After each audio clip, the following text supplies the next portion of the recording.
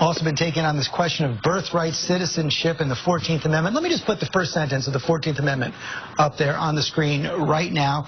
All persons born or naturalized in the United States and subject to the jurisdiction thereof are citizens of the United States and of the state wherein they reside.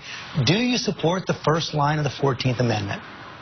Well, George, let me step back for a second to tell you an interesting story. Last month, I was in a small town in Iowa called Plainfield. In fact, I lived there as a kid for a while, and a family came from Waukesha, Wisconsin, to confront me. The father in particular was upset that I was one of the 25 governors that went to court the president, and I told that father, in a very tense situation with the media all around, including some from ABC News and others out there, I told that father I felt bad for him and his family. I really do. I feel bad for families like that.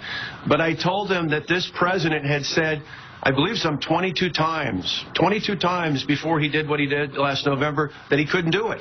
He said that he was the president, not the emperor, that he wasn't above the law, and then he went out and changed the law by his actions. It took me and 24 other governors to stop him in court.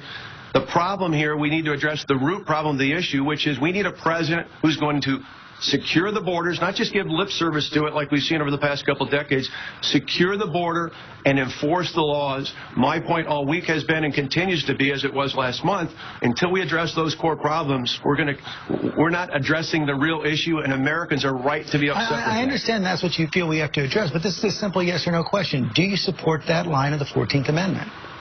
Well, I said the law is there, and we need to enforce the laws, including those that are in the Constitution. My point is having this debate about anything else when we don't have politicians who are committed to actually securing the border and enforcing the laws, which means, very simply in our country, E-Verify, making sure that every employer ensures that the people working for them are legal to work in this state, in this country. That will resolve the problems we're talking about, and that's what I've been talking about this week. So you're not seeking to repeal or alter the 14th Amendment?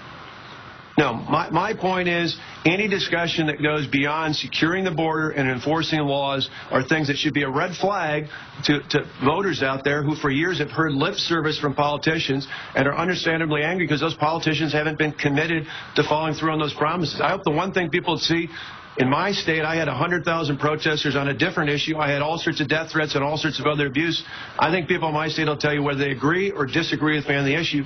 The one thing I do is when I make a promise, I follow through on it. My promise is to truly secure the border and enforce